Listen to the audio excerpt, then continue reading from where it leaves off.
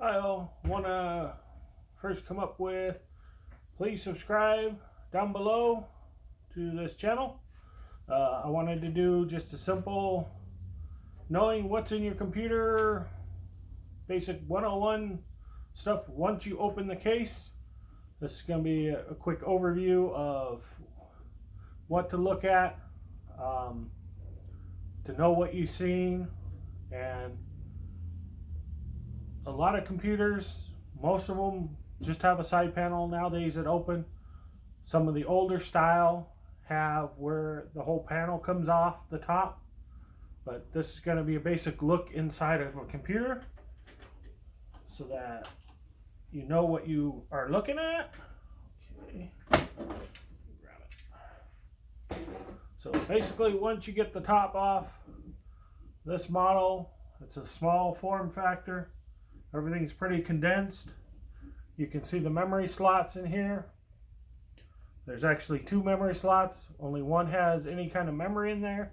So if you're looking at possibly doing a memory upgrade, you can see that you do have an available slot. Then you'd have to decide, are you going to stick with a 1-stick memory or 2 sticks of memory, and what configuration you want to do. You may want to replace both sticks of memory at the same time, upgrade your memory completely, and use both channels on the board. I'll get into more of memory, channels, how many slots, slot configurations on another video.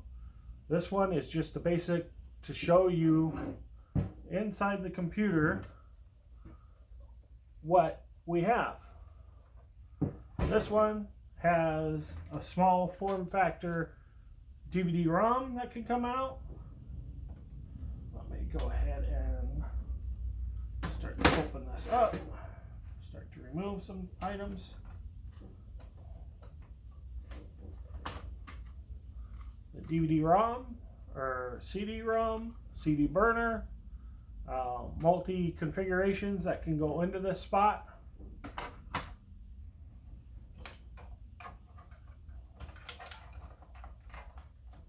This tray I'm taking out contains the hard drive.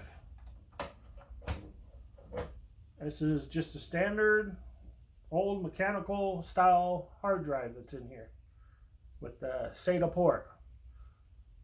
You may be looking at upgrading to the new solid state drives that would work in here.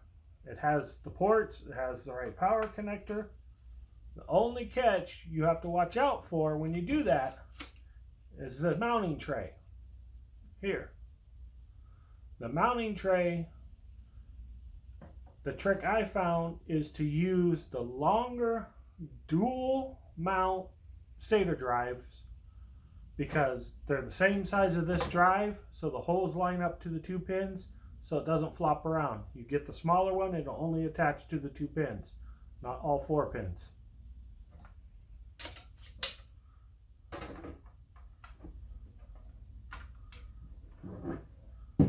Now you can see in here that there are only 2 SATA ports,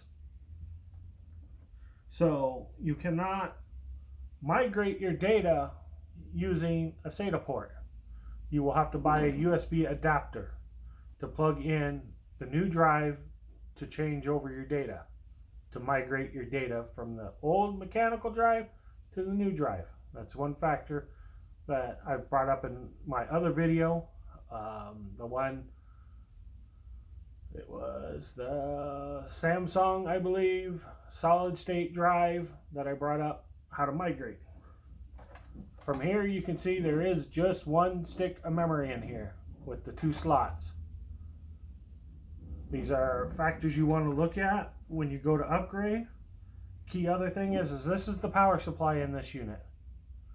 You always want to look at what voltage you have and what wattage you have, because when you want to add an add-on card, those take power. If you're running USB and you're powering off the USB, those take power from here. So a lot of these new drives, a lot of CD-ROMs, DVDs, a lot of other things nowadays, you just plug them into the USB and they take power. But a lot of these pre-built systems do not have strong power supplies. They're basically built for what's in here. If you add too much to it, you're going to overdraw on the power supply. That's one of the key factors I want to bring up on this. Then you have your CPU socket, your fan for the CPU. On my fan video, I brought up that you may open your case and find you won't have a fan. You may have a spot for a fan. This one actually has the fan. Some computers,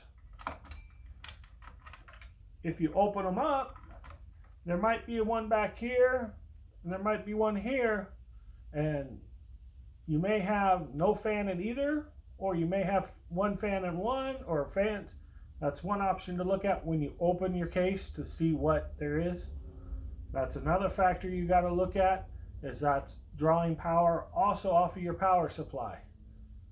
That's one factor I want to make sure that everybody's aware of, because I've seen it, I've heard of it, where people go, oh, I'm missing fans, they add all these fans, next thing they know they're burning up their power supply, they're burning up something else in their system because they're doing too much power draw.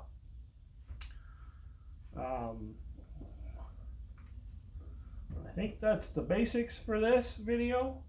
I can show you the back ports.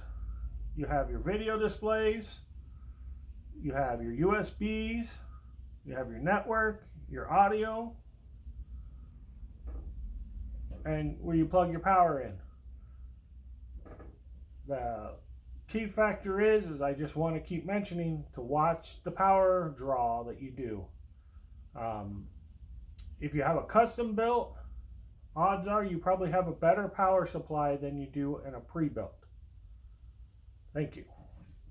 And once again, please dislike this video, leave comments down below. Make sure you hit subscribe. Thank you.